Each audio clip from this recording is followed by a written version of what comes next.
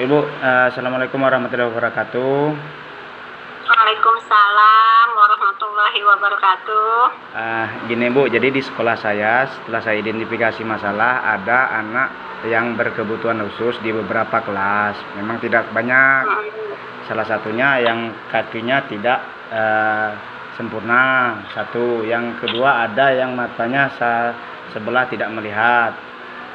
Lalu ada yang kakinya letter X atau letter O, Bu. Jadi memang sudah kami terima di sini karena orang tuanya ingin menyekolahkan ke sekolah khusus jauh, Bu. Jadi kita terima di sini. Jadi terkait hal itu, Bu. Jadi di sini yang ingin saya tanyakan, jadi karena posisinya Ibu ada di sekolah SLB, Bu, ya. Nah, jadi pertanyaan pertama itu permasalahan apa yang selalu Ibu alami saat melakukan proses pembelajaran itu kepada siswa yang berkebutuhan khusus tadi, Bu? Ya, terima kasih Pak Sumarlin ya. Permasalahan saat melakukan proses pembelajaran itu sebenarnya kalau untuk anak berkebutuhan khusus itu terlebih dari yang paling penting adalah kesiapan gurunya. Kesiapan gurunya melayani anak itu, karena kalau anak berkebutuhan khusus itu, kalau di SLB atau sekolah inklusi sebelumnya anak itu harus di asesmen dulu, Pak. Jadi, nah sekarang guru guru ini kan anak berkebutuhan khusus itu ada di sekolah reguler, kan begitu? Iya, Bu. Nah, apakah itu sudah siap melakukan itu? Tapi saya yakin karena ini di sekolah Bapak, karena sekolah penggerak itu kan sudah sekolah yang sudah harus ramah anak ya, ramah lingkungan, ramah pembelajaran dan berdiferensiasi. Saya yakin itu sudah bisa dilaksanakan di sekolah Pak Sumarlin. Itu saja permasalahannya, keterampilan guru untuk melakukan asesmen. Ya, Bu. Lalu yang kedua, ini permasalahan siswa yang berkebutuhan khusus itu apa saja, Bu, yang menghambat pada proses pembelajaran biasanya nih? Yang minta berbagi pengalaman aja, Bu. Hambatannya, Bu. Ya. Hambatannya ini tadi. Kalau makanya kita harus melaksanakan asesmen tadi, itu Pak Sumarlin. Ada yang tadi kan kata Bapak kan anak itu terkendala dengan matanya. Ya. Nah, tapi kalau mereka sudah kita asesmen ternyata IQ-nya tidak ada permasalahan, sebenarnya sih tidak ada masalah sebenarnya kan begitu. Tinggal penerimaan orang-orang yang ada di sekelilingnya. Kalau misalnya matanya yang bermasalah itu sebelah kiri, posisikan papan tulisnya, posisi duduknya dia akan di sebelah kanan, jangan di sebelah kirinya, kan begitu. Jadi ini juga kan hasil dari asesmen kan begitu.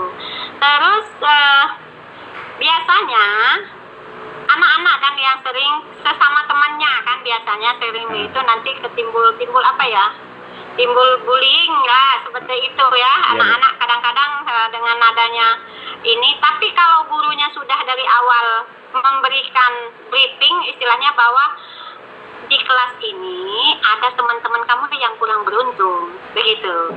Jadi misalnya si A tadi yang kata Bapak tadi matanya agak bermasalah, mungkin dia menerima materi itu kan lebih lambat dari yang lain ya, karena matanya kan dia harus melototi gitu kalau dia di papan tulis.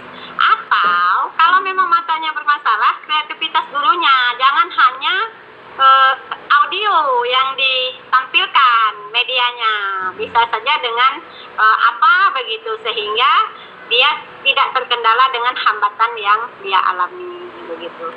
Jadi kalau untuk anak-anak sih sebenarnya mereka lebih menumbuhkan empati Pak Sumarlin. Kalau ada anak berkebutuhan khusus itu malah anak-anak itu biasanya ayo kita bantu begitu.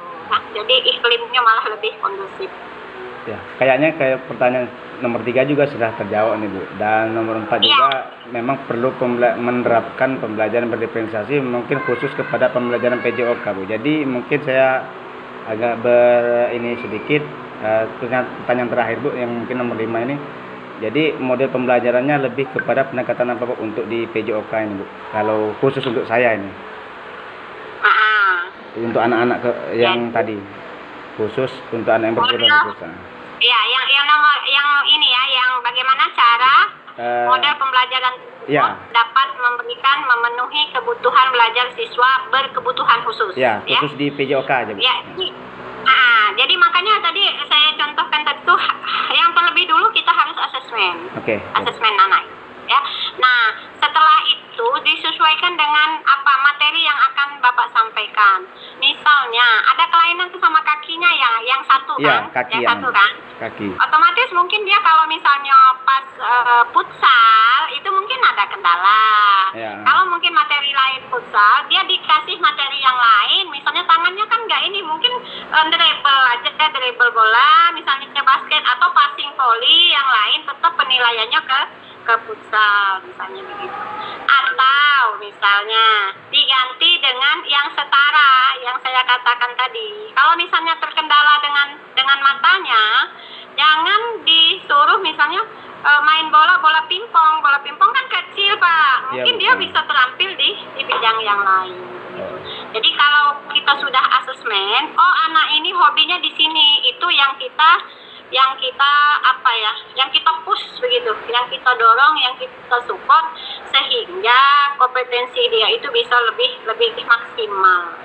Ya, baik Bu, terima kasih Bu. Jadi lebih ke pendekatannya Bu ya. Ya, pendekatannya. Jadi